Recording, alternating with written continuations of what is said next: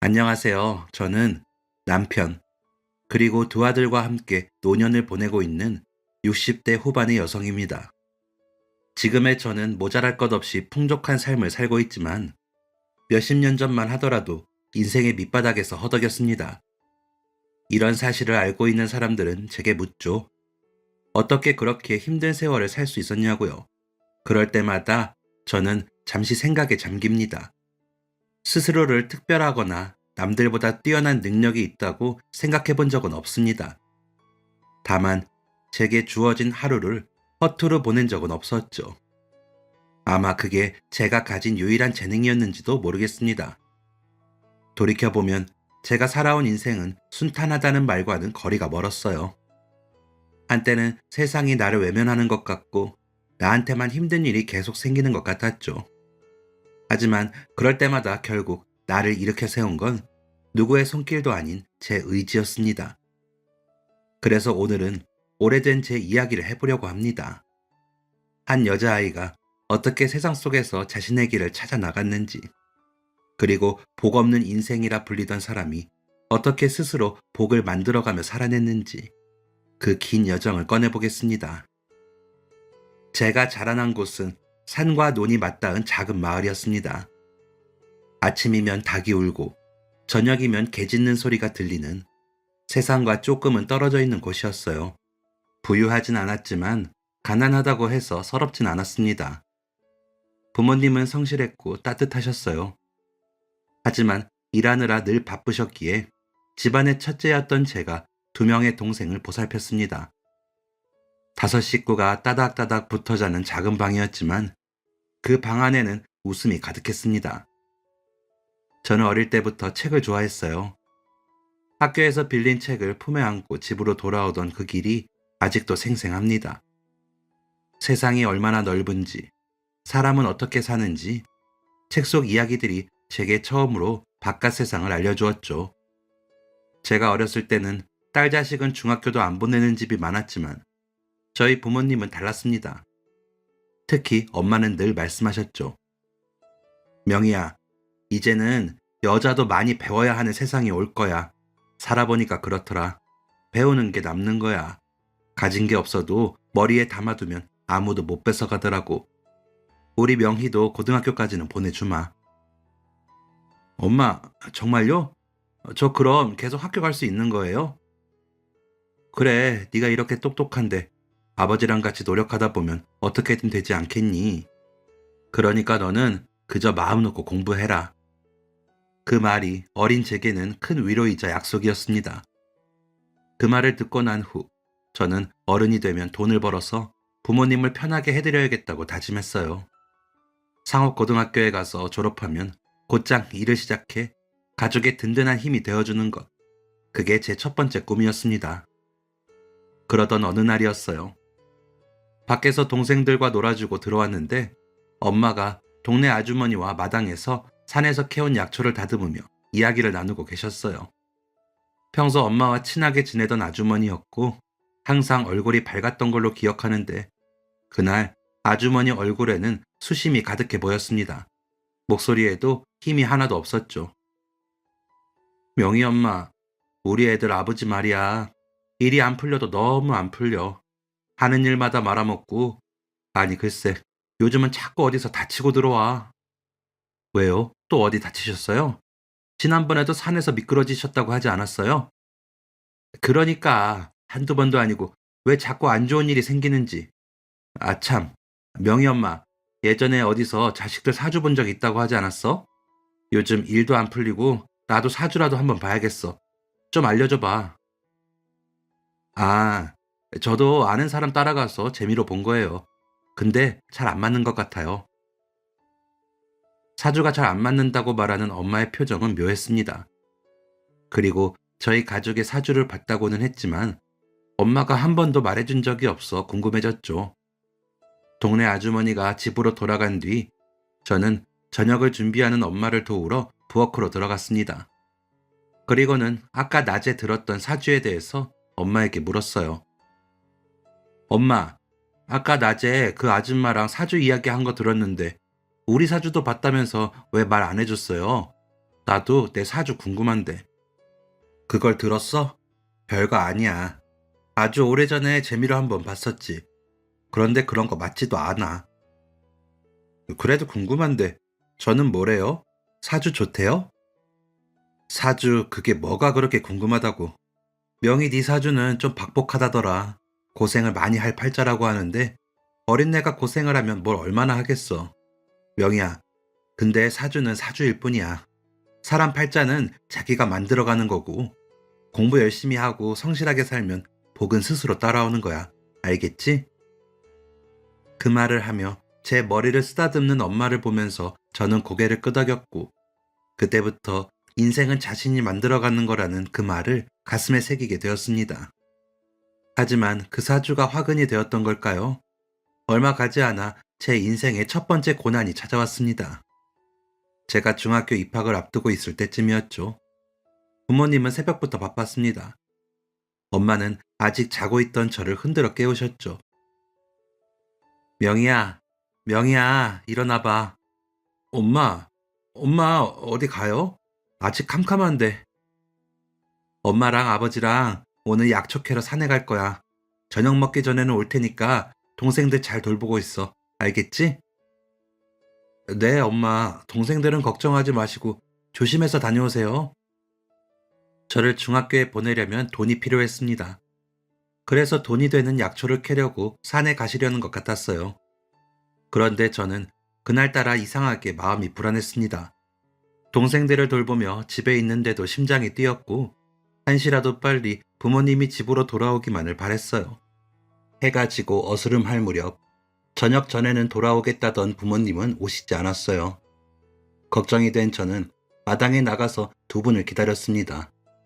그런데 저 멀리서 기다리던 부모님 대신 같이 일하러 나간 아저씨가 저희 집을 향해 헐레벌떡 뛰어오는 게 보였습니다.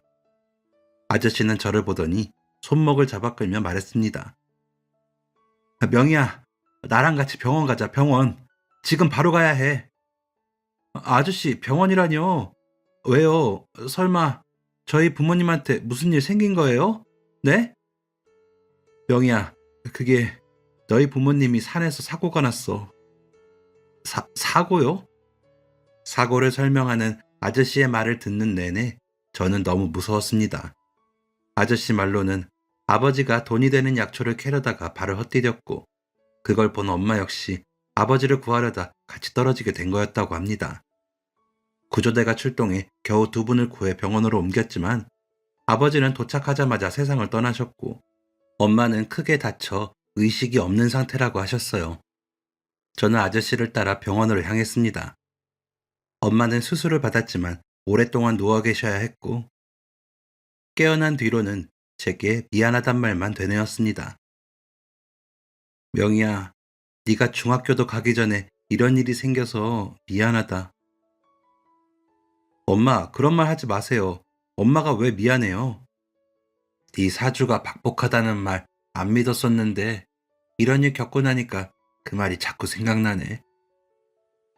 엄마, 왜 그래요? 엄마가 그랬잖아요. 자기 인생은 자기가 만드는 거라고요. 엄마는 그 말을 듣고는 희미하게 웃었습니다. 사고로 아버지가 돌아가신 마당에 얼른 엄마라도 좋아지기만을 바랬지만, 큰 차도는 없었고 더욱 안 좋아지기만 하셨습니다. 그러던 어느 날 엄마는 제게 이렇게 말씀하셨어요.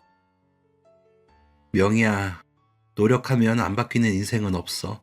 그 말 꼭 기억해라. 그리고 동생들 잘 부탁한다. 엄마, 왜 그래요? 무섭게. 왜 꼭 마지막처럼 말하는 건데요? 명희야, 너한테 짐만 지우고 가는 것 같아서 미안하다. 며칠 뒤 엄마는 조용히 숨을 거두었습니다. 저는 그때 처음으로 세상이 무너지는 소리를 들었죠. 앞으로 어린 동생들과 어떻게 살아야 할지 막막하기만 했습니다. 마을 어른들의 도움으로 부모님의 장례를 치른 뒤, 저와 동생들은 각자 다른 친척 집으로 흩어져야 했어요. 저는 작디 작은 동생들의 손을 붙잡고 약속했습니다.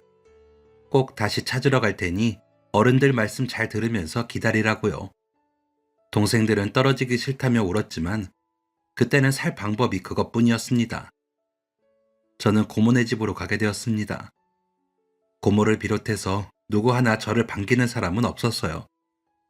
고모네 집 추운 쪽방에서 이불 하나만 덮은 채로 누워있는데 밖에서 고모와 고모부가 말하는 소리가 들려왔습니다. 고모는 화가 잔뜩 나 있는 상태였어요. 인간아, 또 술이야? 술 좀 그만 마시고 나가서 일자리라도 찾아봐야 할 거 아니야. 왜 나한테 짜증이야? 그러는 너는. 안 그래도 우리 식구 살기 힘든데 어디서 군 식구를 하나 더 데려오면 어떻게 해? 그럼 어쩌라고. 누구는 좋아서 데리고 온 줄 알아? 나도 어쩔 수 없이 맡은 거야. 그래도 쟤라도 데리고 와서 이번 달 우리 집 월세라도 낸 줄 알아, 인간아. 부모님의 장례식에 들어온 조의금은 저와 동생을 데려간 친척분들이 나눠 가진 듯 했습니다. 그거라도 있었기에 제가 이 집에 올 수 있었죠. 다음 날부터 고모는 제게 집안일을 시키기 시작했어요. 고모네도 어려운 형편이긴 했습니다. 무능력한 고모부 탓에 고모가 시장에 있는 국밥집에서 일하며 가장 역할을 하고 있었습니다.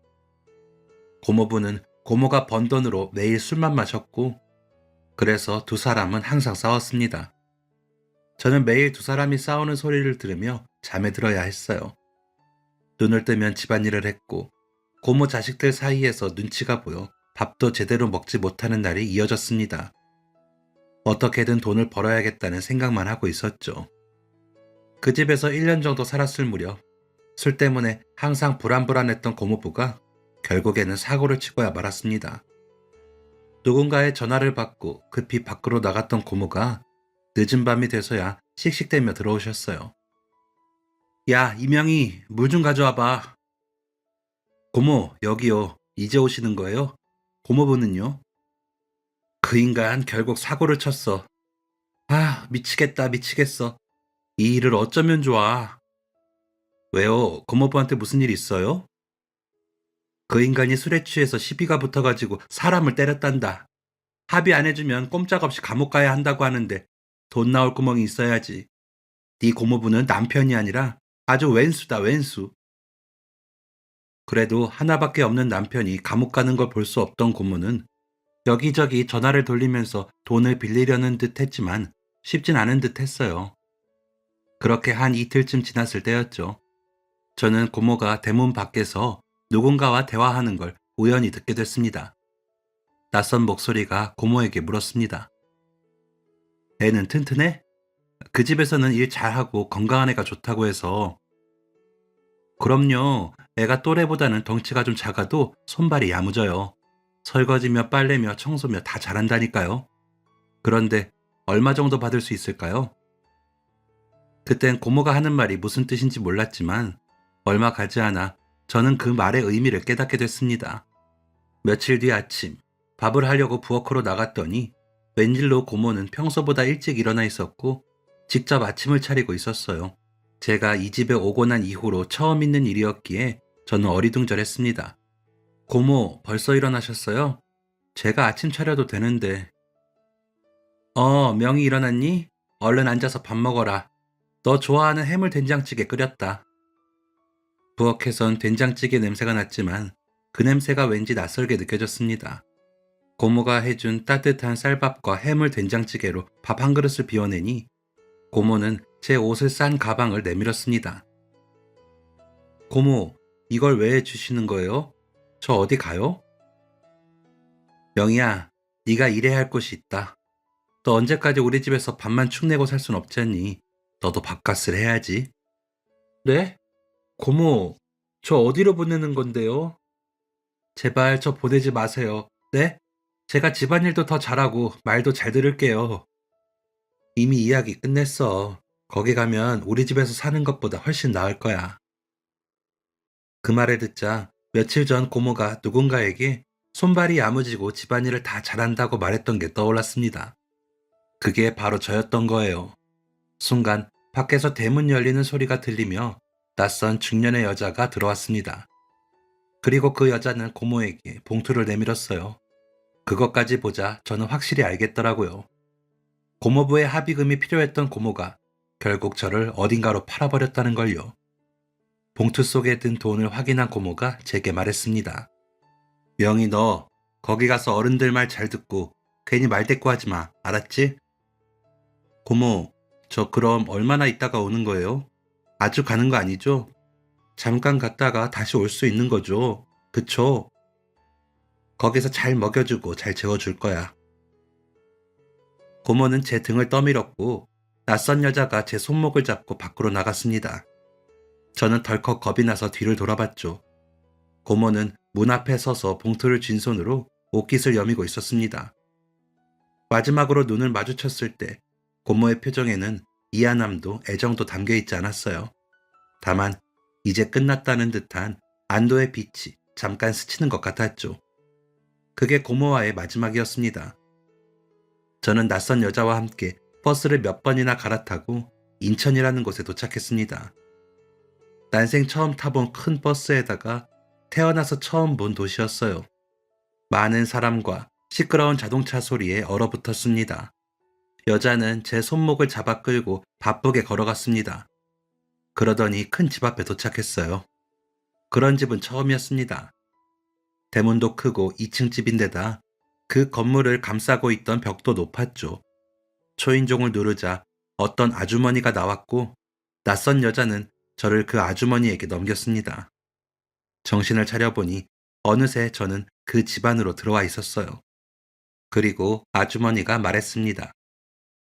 그래, 네 이름이 뭐라고? 이명희입니다. 나는 이 집에서 집안일 해주고 있는 가정부고 너도 오늘부터 여기서 일하면 되는 거야. 잠은 저기 쪽방에서 나랑 같이 자면 되고. 이 집은 아침을 빨리 먹으니까 새벽 4시에 일어나서 준비하면 되는데 너 밥은 할 줄 알지? 네, 밥은 할 수 있어요. 나도 나지만 네 인생도 참 박복한가 보다. 어린 게 벌써부터. 아이고 내 정신 좀 봐.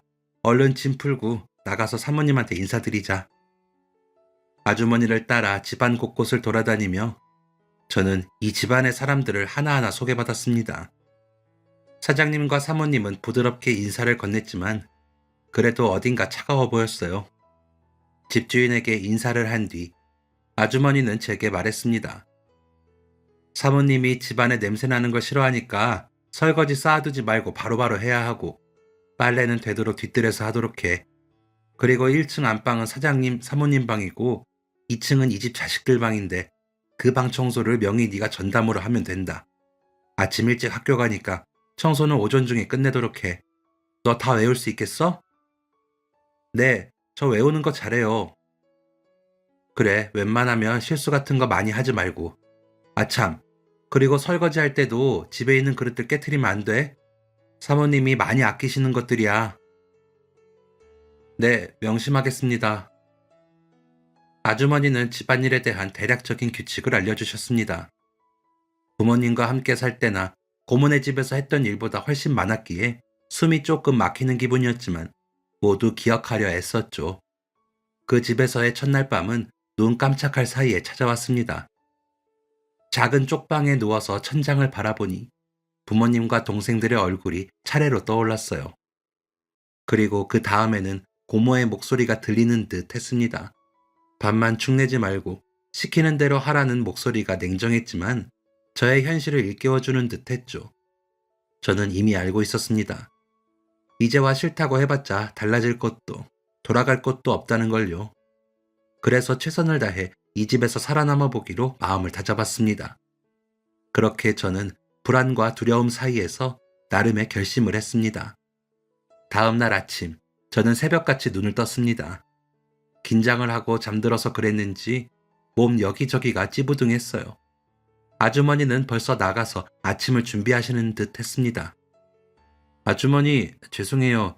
제가 조금 늦었죠? 전날이니까 봐주는 거야. 다음부터는 절대 늦으면 안 된다. 네, 절대 안 늦을게요. 제가 뭘 하면 될까요? 나물 손질할까요? 그래, 양파랑 대파 좀 썰고 그 다음에는 국간 좀 맞춰봐.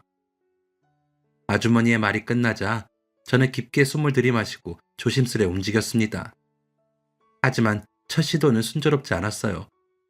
긴장해서 채소를 자르다가 손도 베이고 소금으로 간을 맞춰야 하는데 설탕을 넣어버리는 실수를 하기도 했습니다. 명희야, 정신 안 차릴래? 어떻게 소금이랑 설탕도 구분 못해? 죄송합니다, 아주머니. 이거 어쩌죠? 어쩌긴 뭘 어째. 다시 해야지. 아유, 정말 이거 아까워서 어째. 너 때문에 오늘 아침은 늦어지겠다. 사장님 빨리 나가셔야 하는데. 뭐 하고 있어? 재료 손질 다시 하지 않고. 손이 빠른 아주머니 덕에 그날 아침은 무사히 지나갔지만 자잘한 실수는 계속됐습니다. 설거지를 하다가 컵 하나를 깨트릴 뻔했고 색깔 있는 옷을 섞어 빨아버린 탓에 물이 들기도 했습니다. 그날 밤 일을 다 끝내고 쪽방으로 들어오자 아주머니께서 말씀하셨죠. 명희야, 오늘 첫날이라 내가 많이 봐준 거야. 알고 있지? 네. 그래도 저 다시 같은 실수는 반복 안 할 거예요. 정말이에요. 그래, 내일부터는 오늘처럼 간단한 실수하면 크게 혼낼 거야. 알았어? 아주머니는 피곤하신지 금방 골아떨어졌습니다. 저 역시 손목이며 허리며 뻐근하고 피곤했지만 이상하게도 힘들다기보다는 의욕이 차올랐습니다. 무슨 일이든 최선을 다해서 이 집에서 꼭 살아남겠다고 말이죠. 다음 날부터 저는 아주머니보다 조금 일찍 일어나서 부엌으로 나갔습니다. 그래서 쌀을 씻어놓고 재료들을 손질해 두었죠.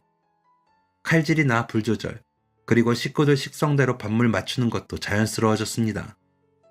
실수를 하면 반복에 반복을 하면서 익혔습니다. 처음보다 훨씬 빠르고 정확해진 내 손길을 아주머니도 눈치채셨어요. 그리고 아무도 보지 않을 때도 정확하고 깔끔하게 최선을 다해서 집안을 돌봤습니다. 뿐만 아니라 집안 사람들의 습성과 식성도 기억했습니다. 누가 매운 음식을 좋아하는지, 누가 아침에 우유를 마시는지 사소한 것도 놓치지 않으려고 연필과 종이를 챙겨 다니면서 하나부터 열까지 받아 적고 외우려 노력했습니다. 아주머니는 어린 게 뭐 그렇게까지 하냐며 시키는 일만 잘해도 된다고 했지만 저는 그러고 싶지 않았어요. 어찌됐건 제가 맡은 일이니까 완벽하게 해내고 싶었습니다. 그러다 보면 지금보다 더 좋은 기회도 생길 거라는 느낌도 들었어요. 저는 집안일과 식구들에 대한 것뿐 아니라 집에 자주 오는 손님들의 취향도 알아뒀어요. 어느 날 사모님이 말했죠. 아줌마, 내일 저녁에 손님 한 분 오실 건데 식사 신경 써서 해줘요. 손님요? 누구신데요? 지난달에도 한 번 오셨던 분인데 방직공장 사장님 내외야. 근데 이번에는 애들 아빠가 일하는데 도움받아야 할 것 같아서 잘 대접해드려야 하는데 음식을 뭘로 준비하면 좋을까? 중요한 분이면 갈비 사다가 갈비찜을 할까요? 갈비찜? 그래, 아줌마가 갈비찜 잘하잖아. 그럼 내일 시장 보러 갈 때 나랑 같이 가요. 거실 청소하면서 그 말을 듣고 있는데 문득 머릿속에 그 방직 공장 사장님이 치아가 약해서 고기를 좋아하지 않았다고 했던 말이 떠올랐습니다. 사모님, 그 방직 공장 사장님 말이죠. 체격도 크고 곱슬머리였던 그분 맞으시죠? 맞아. 명희 너 기억하고 있었니? 저기 사모님, 그분이 지난번에 오셨을 때 사장님이랑 대화하는 걸 들었는데요. 제가 기억하기로는 치아가 안 좋아서 고기를 못 드신다고 했던 것 같아요.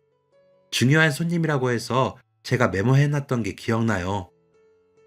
어머, 정말? 그럼 갈비는 안 되겠네. 아줌마, 갈비 말고 우리 생선으로 준비해요. 명희야, 너 아니었으면 실수할 뻔했다. 너 또 뭐 기억나는 거 없니? 저는 방으로 들어가서 메모해놨던 걸 가져와서 사모님께 알려드렸고 다음날 저희 집에서 식사를 하신 방직공장 사장님 내외는 아주 흡족해 하셨습니다. 그리고 그날 밤 잠들기 전 아주머니께서 말씀하셨죠. 영희 너 제법이다. 네가 식구들 식성까지 챙기는 건 알았는데 손님들까지 알고 있었어? 혹시 몰라서 기억해두려고 했던 건데 이렇게 도움이 됐네요. 이 집에 처음 와서 어리둥절해야 하던 게 엊그제 같은데 벌써 이렇게 적응을 하고 말이야. 명희 너 어린 게 아주 악착 같은 면이 있다니까. 사실 이 집에 너 말고도 일하러 온 사람들이 있었어. 정말요? 근데 왜 지금은 없어요? 왜겠니? 일이 힘들어서 다 그만두고 나갔지. 사모님이 얌전해 보이셔도 집안일에 대해서는 까탈스러운 면이 있잖아. 그거 못 견디고 다들 몇 달 일해보고 관두고 나간 거야. 근데 명희 너는 보니까 오래 일할 수 있겠다. 지금보다 더 크면 뭐가 돼도 될 것 같아. 그날 이후 아주머니는 물론이고 사장님과 사모님도 저를 인정해 주셨습니다. 청소며 요리며 뭐 하나 못하는 게 없었죠. 나중에는 사장님 내외도 오히려 저를 의지하게 되었고 예뻐해 주셨습니다. 그쯤 제가 제일 부러운 사람은 사장님의 두 딸이었습니다. 더구나 큰딸은 저와 나이 차이도 별로 나지 않았어요. 돈 많은 부모님의 보살핌 아래 걱정 없이 학교에 가고 교과서와 참고서를 늘 곁에 두고 공부를 할 수 있다는 사실이 제게는 상상조차 어려운 호사였습니다. 하지만 두 딸은 그들이 누리는 게 얼마나 부러운 건지 모르고 있더라고요.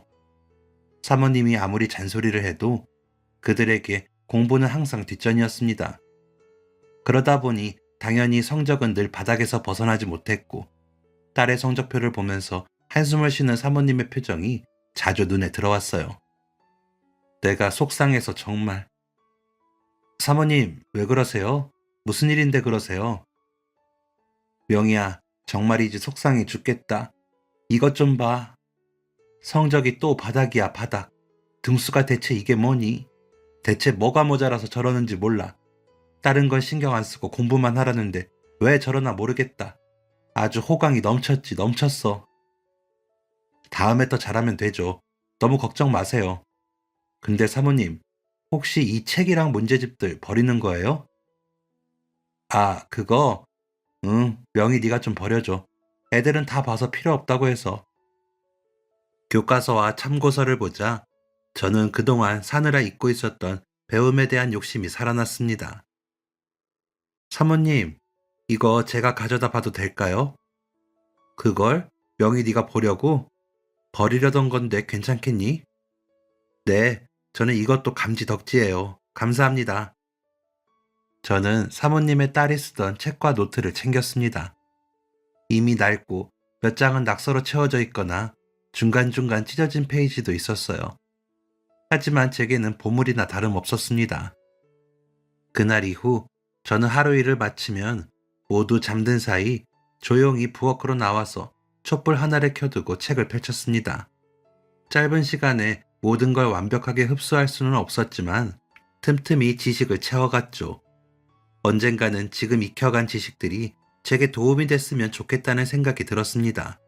사장님의 자식들이나 저나 겉으로는 모두 같은 집에 사는 아이였지만 제 하루와 그들의 하루는 완전히 달랐습니다. 사장님의 자식들이 놀 때 저는 일을 했고 그들이 잘 때 저는 책을 읽었죠. 그 격차가 씁쓸했지만 동시에 저를 더욱 부지런하게 만들었습니다. 그리고 지식이 쌓여가자 다른 건 몰라도 배움은 내가 원하는 만큼 내 손으로 쟁취할 수 있다는 걸 느꼈습니다. 사장님 집에서 식모살이를 하다 보니 저는 그 가족들에 대해서도 더욱 자세히 알아갈 수 있었어요. 사장님은 인천에만 3개의 공장을 가지고 있었습니다. 비교적 젊은 나이에 어떻게 그렇게 성공을 할 수 있었는지 궁금하기도 했어요. 사장님은 항상 바쁘셨기에 집에서도 마주치는 날이 별로 없었습니다. 그런데 하루는 사장님이 기분이 좋지 않은 표정으로 평소보다 일찍 들어오셨는데 그날은 계속 집안 분위기가 좋지 않았습니다. 저도 눈치껏 조용히 일을 마치고 자려고 누우려는데 아주머니가 말했죠. 명희, 너 아까 사장님 표정 봤지?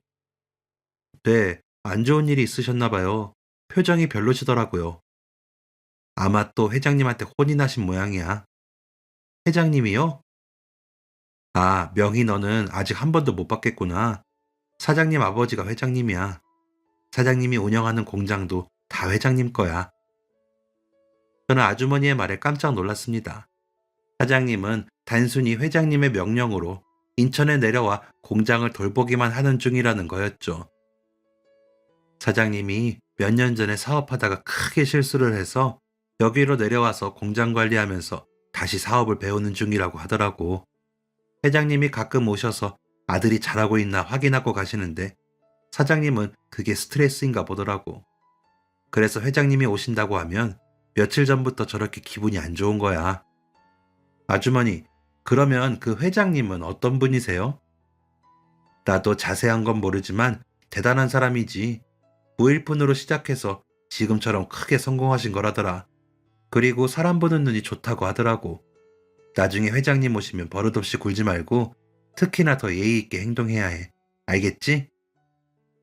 저는 고개를 끄덕였고 회장님이라는 분이 궁금해졌습니다. 그런데 며칠 뒤 사장님 부부가 잠시 집을 비운 사이 그 회장님이라는 분이 집에 찾아오셨어요. 나이가 지긋한 할아버지였지만 그 눈빛과 풍채에서 남다른 기운이 느껴졌습니다. 자세도 꼿꼿했고 걸음걸이도 시원스러웠어요. 큰일을 해낸 사람만의 기세가 섞여 있는 듯 했습니다. 회장님은 거실에서 아들 내외가 올 때까지 기다리고 있었습니다. 저는 시선이 마주칠까 조심하며 과일이 담긴 접시를 들고 나갔습니다. 거실 테이블에 접시를 내려놓고 돌아가려는데 회장님이 저를 빤히 뚫어지게 쳐다보는 게 느껴졌어요. 그래서 저도 모르게 말했습니다. 저기 회장님, 왜 그러세요? 혹시 제 얼굴에 뭐 묻었나요? 너는 처음 보는 얼굴인데. 아, 회장님, 저는 이명희라고 합니다. 사장님 댁에서 일하고 있어요. 그래? 근데 내가 보기에는 너는 식모할관상이 아니다. 회장님은 그 뒤로도 한참 제 얼굴을 바라보더니 이내 시선을 돌리고 아무 말도 하지 않았습니다. 식모할 관상이 아니라고 확신에 찬 목소리로 말씀하신 이유가 궁금했지만 마침 사장님 내외가 집으로 들어와서 더 이상 물어볼 수가 없었습니다. 그리고 회장님은 사장님 댁에서 이틀 정도 지내다가 다시 서울로 올라가셨습니다. 그게 회장님과 저의 첫 만남이었습니다. 이후 회장님은 가끔씩 인천에 내려오셔서 공장이 잘 돌아가는지 이것저것 확인하셨고 그럴 때마다 사장님 댁에서 며칠을 머물고 가셨습니다. 그리고 저는 하루하루 집안일과 공부를 반복하며 살아갔습니다. 그런데 혼자서 공부를 하면 할수록 마음속 깊은 곳에서는 무언가 부족하다는 느낌이 들었어요. 그러던 어느 날 장을 보고 돌아오는 길이었습니다.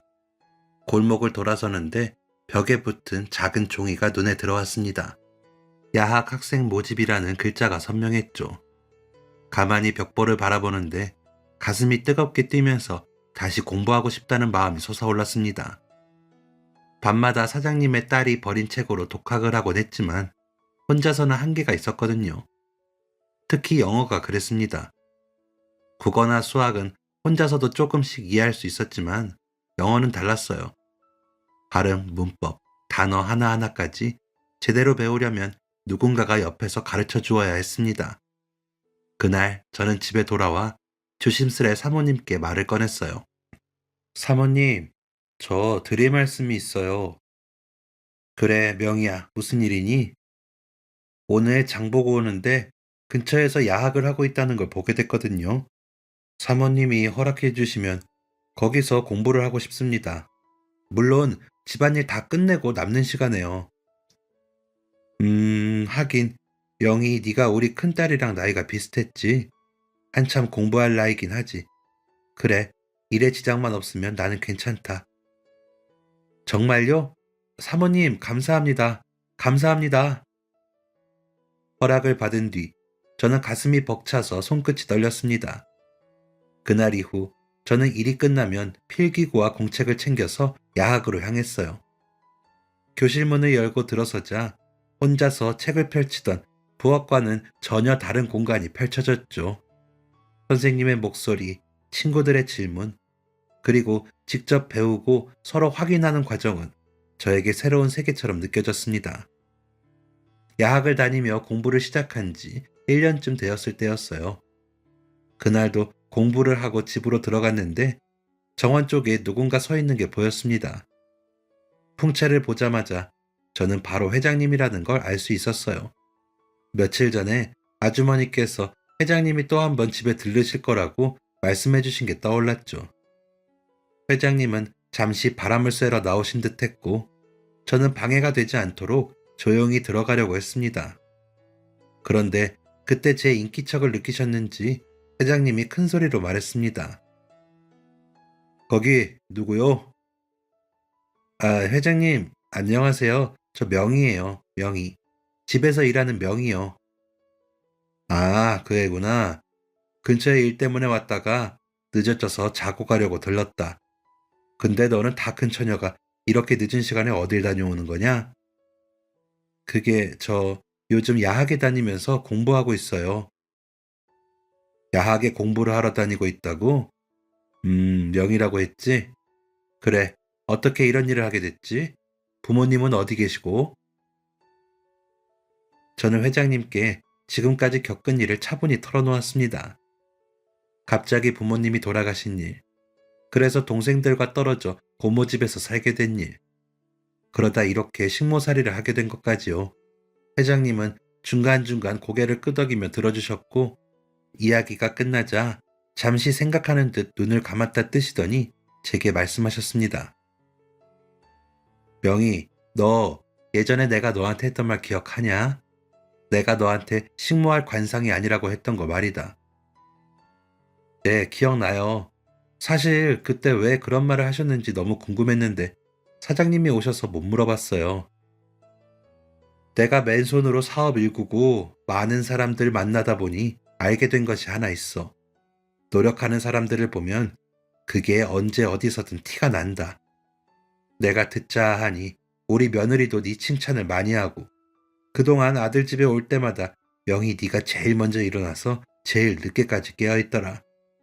사실 네가 일 다 마치고 공부하는 것도 몇 번 본 적이 있고. 그게 저는 제가 맡은 일이라서 열심히 하고 싶었을 뿐이에요. 그렇지.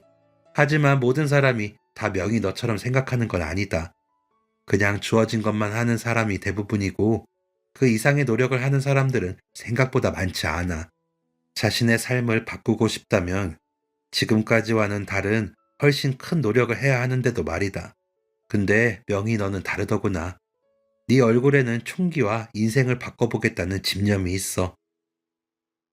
그 말을 들은 저는 뿌듯했습니다. 모든 사람이 성공했다고 부러워하는 회장님이 제 얼굴을 보고 그렇게 말해주니 저도 인정받는 느낌이 들었거든요. 그런데 회장님은 저에게 더욱 놀라운 제안을 하셨습니다. 그래서 말인데 명희야, 이제 식모살이는 그만두고 우리 회사에서 비서일을 해보는 게 어떻겠니? 그리 어렵진 않을 거야. 어떠냐? 나는 네가 식모살이 하면서 사는 게 너무 아깝다는 생각이 드는구나. 네? 회장님, 제가 할 수 있을까요? 내가 사람 하나는 잘 본다. 너는 어디서도 일을 잘할 수 있을 거라는 예감이 들어. 명희 네가 하겠다고 하면 내가 우리 아들이랑 며느리한테는 말해두마.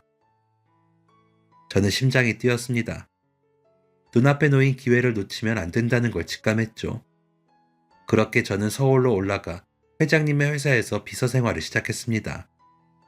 새로운 환경과 사람들, 그리고 새로운 업무에 낯설고 긴장되는 일상이었지만 제 마음속에는 이미 오래전부터 익숙해진 한 가지 원칙이 있었습니다. 내 인생은 내가 개척하는 거다. 그 다짐은 이번에도 흔들리지 않았고 식모살이로 시작한 나의 작은 세계를 벗어나 더 넓은 세상으로 나아가는 첫걸음이 되어주었습니다. 서울로 올라와 회장님의 회사에서 비서로 일하며 처음에는 단순히 잔심부름 정도만 했지만 그 속에서 회사의 흐름과 업무 방식을 익혀갔습니다. 문서 하나를 전달할 때도 단순히 가져다 주는 게 아니라 어떤 순서로 누구에게 어떤 방식으로 전달하는 것이 효율적인지 스스로 생각하며 움직였죠. 회장님 밑에서 일을 하면서부터는 제대로 된 월급도 받을 수 있었어요. 그 돈은 한 푼도 허투루 쓰지 않고 언제나 계획적으로 썼습니다. 동생들에게 필요한 만큼을 보내고 나머지는 모아두었습니다. 비록 아주 작은 돈이었지만 제게는 그게 단단한 안전망이자 미래를 위한 준비였어요. 서울 생활을 하면서부터는 잠자는 시간이 제일 아까웠습니다. 그래서 수면 시간을 줄여가면서 낮에는 일을 하고 밤에는 꾸준히 공부를 했어요. 회장님도 그런 저를 보면서 혀를 내두를 정도였죠. 명희야, 너 오늘도 사무실에 더 있다 갈 거야? 네, 회장님. 정리할 일도 있고요. 그리고 공부도 더 하고 싶어서요. 명희 네가 오기 전에는 회사에서 내가 제일 먼저 출근하고 늦게 나갔었는데 이제는 네가 나보다 일찍 나오고 늦게 퇴근하는구나. 나는 먼저 가볼 테니까 너도 적당히 하고 가렴. 회장님까지 퇴근하고 나면 작은 스탠드 조명을 하나 켜두고 공부를 했습니다. 특히 저는 외국어를 공부하는 게 좋았습니다. 야학에서 배우던 영어뿐만 아니라 나중에는 일본어에도 관심이 생겼어요. 그래서 교재를 사서 출퇴근길이나 남는 시간마다 독학을 이어갔습니다. 처음에는 문장 하나, 단어 하나 외우는 것도 버거웠지만 조금씩 늘어가는 실력을 느끼며 자신감이 넘쳤습니다. 하루도 빠지지 않고 자는 시간을 아껴가면서 2년 정도 업무와 공부를 병행했고 그렇게 점점 자리를 잡아갔어요. 나중에는 동생들도 불러 같이 살았습니다. 그리고 학교에도 보냈죠. 동생들이 학교에 가는 모습을 볼 때마다 가슴속 깊은 곳에서 묵직한 뿌듯함이 차올랐습니다. 힘들어도 견뎌온 모든 시간이 결코 헛되지 않았음을 깨닫는 순간이었죠. 그러던 어느 날 회사에 출근해서 일을 하고 있는데 회장님이 제게 서류를 내밀며 말씀하셨어요. 명희 너 영어 공부 열심히 했었지? 이것 좀 한번 봐봐라. 번역할 수 있겠니? 회장님, 이거 계약서네요? 잠시만요. 저는 잠시 긴장했지만 마음을 가다듬고 읽기 시작했습니다. 단어 하나하나를 주의 깊게 해석하고 전체 내용을 정리해서 회장님께 보고했죠.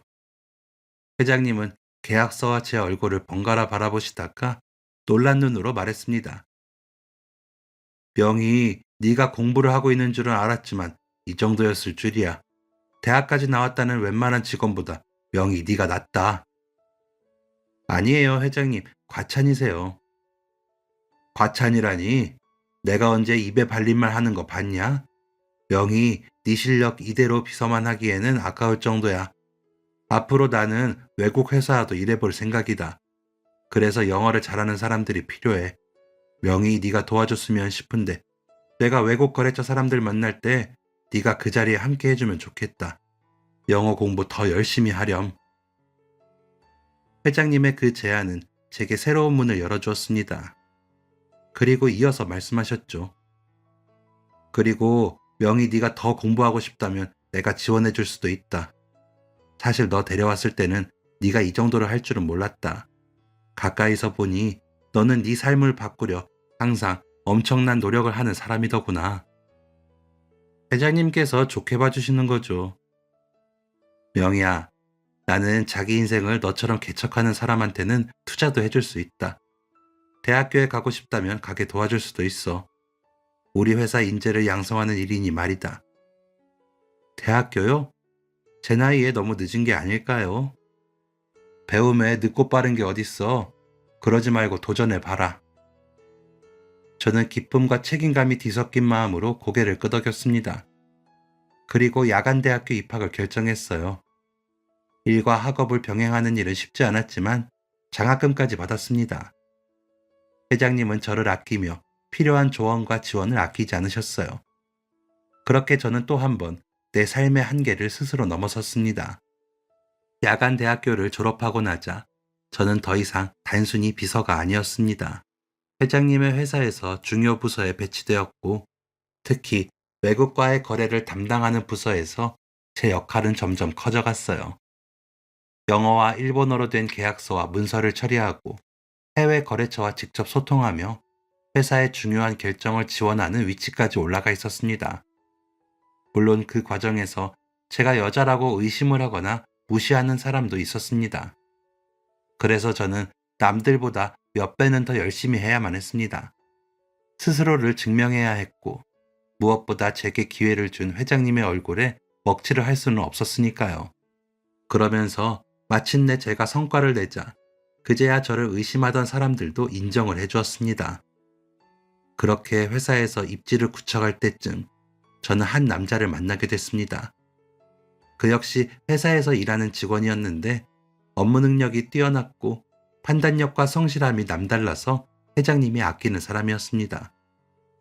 회장님은 저의 둘의 성향을 잘 알고 있었기에 잘 어울릴 것 같다며 만나는 자리를 마련해 주셨습니다. 같은 회사에 다녔어도 접점이 없어서 대화를 나눠본 적이 없었지만 함께 시간을 보내다 보니 자연스럽게 연애를 시작하게 됐어요. 그리고 몇 년의 연애 끝에 저희는 결혼까지 했습니다. 결혼 후 남편은 자신의 능력을 살려 창업을 했습니다. 여보, 나 이제 회사 그만두고 그동안 경험을 살려서 창업을 해볼까 해. 창업이요? 너무 갑작스러운 거 아니에요? 아니야. 나 당신이랑 결혼하고 나서부터 생각했었어. 그리고 이제는 때가 된 것 같아. 무역회사를 차리고 싶어. 남편의 말을 듣고 당황스럽기는 했어도 저는 남편을 누구보다 믿었습니다. 게다가 무역회사라고 하니 제가 도움이 될 것 같았어요. 그래서 남편에게 말했습니다. 여보, 그러면 나랑 같이 해요. 나도 당신 돕고 싶어요. 무역회사라면서요. 그러면 해외 거래처랑 연락할 일도 많잖아요. 내가 영어랑 일본어 할 줄 아니까 우리 같이 해봐요. 정말이야? 당신이 같이 해주면야 나는 천군만마를 얻은 거나 다름없지. 저희 부부는 곧 회장님께 회사를 그만두고 창업을 하겠다고 말했습니다. 회장님도 크게 아쉬워하셨지만 응원해 주셨어요. 저희 부부의 회사는 주로 해외 거래를 중심으로 한 사업이었고 그 과정에서 제가 익힌 언어와 해외 업무 경험은 큰 도움이 되었어요. 남편과 저는 서로 동등한 위치에서 존중하며 회사를 운영했고 한국의 품질 좋은 제품을 해외로 수출하면서 사업은 점점 성장했습니다. 소박하게 시작했던 사업은 어느새 안정적인 수익과 명성을 갖춘 성공으로 이어졌고 저희는 경제적으로도 충분한 기반을 마련할 수 있게 됐습니다. 남편과의 사이에서는 두 아들이 태어났습니다. 아이들은 제 젊은 날보다 훨씬 넉넉한 환경에서 자라났죠. 좋은 학교를 다니고 하고 싶은 공부를 마음껏 할 수 있었습니다. 그런 아이들을 볼 때면 가끔 어릴 적 식모살이 하던 때가 떠올랐어요. 공부가 하고 싶어서 다른 사람이 버린 책을 가져와 밤마다 읽고 또 읽던 제 모습이요. 내 자식에게는 그런 어려움을 물려주지 않고 원하는 걸 다 해줄 수 있다는 사실이 그저 고맙고 벅찼습니다. 세월은 빠르게 흘러 두 아들이 자라 회사를 물려받았고 저희 부부는 서서히 일에서 손을 놓았습니다. 처음엔 허전했죠. 늘 달리기만 하던 삶이었기에 멈추는 법을 배우는 데에도 시간이 필요하더군요. 한 번은 남편과 어딘가로 여행을 갔다가 재미로 사주를 봤습니다. 역술가는 제 사주를 살펴보더니 이렇게 말했죠. 사부님, 사주가 좋으신데요? 이렇게 좋은 사주 처음 봤습니다. 제 사주가 좋다고요? 아닐 거예요. 어릴 때 저희 엄마가 사주를 봤는데 제가 박복하다고 했었거든요. 사모님, 제가 이 공부를 하다 보니 느낀 게 있는데요. 사주는 노력으로 얼마든지 바꿀 수 있다는 거예요. 이렇게까지 바뀐 걸 보면 사모님은 아마 엄청난 노력을 하셨을 것 같습니다. 그래서 이제 노력한 만큼 결실을 얻으며 살고 계신 거예요. 앞으로는 복 많은 인생 속에서 행복만 누리며 사실 겁니다. 그 말을 듣고 저는 조용히 웃음을 지었습니다. 어릴 적 식모살이로 시작했던 나의 하루하루, 밤마다 책을 읽고 공부하며 스스로를 채워갔던 시간. 다른 사람들보다 몇 배로 노력하고 버텨온 모든 날들이 오늘의 나를 만들었다는 걸 깨달았죠. 어릴 적의 가난과 어려움, 그리고 사주의 운명 같은 것들은 이제 과거일 뿐, 노력과 끈기로 쌓아올린 나의 선택과 성실함이 현재의 행복을 만든 가장 큰 힘이 되었습니다. 복은 타고나는 게 아니라 스스로 만들어가는 거였어요. 그래서 저는 인생이 잘 안 풀리는 것 같다고 생각하는 사람들에게 이렇게 말해주고 싶습니다. 지금 자신의 인생을 바꾸고 싶다면 똑같이 살아서는 안 된다고요. 예전과 똑같은 마음, 똑같은 방법으로는 아무것도 달라지지 않습니다. 정말로 간절히 더 나은 삶을 살고 싶다면 한 번도 해본 적 없는 노력, 그동안 해온 것보다 몇십 배 더 간절한 노력을 해야 합니다. 물론 그건 너무나도 힘들 겁니다. 하지만 저는 자신 있게 말할 수 있습니다. 그만큼의 대가는 반드시 돌아올 거라고요. 지금까지 사연 들어주셔서 감사합니다. 사연이 재밌으셨다면 구독과 좋아요를 눌러주세요. 감사합니다. 안녕히 계세요.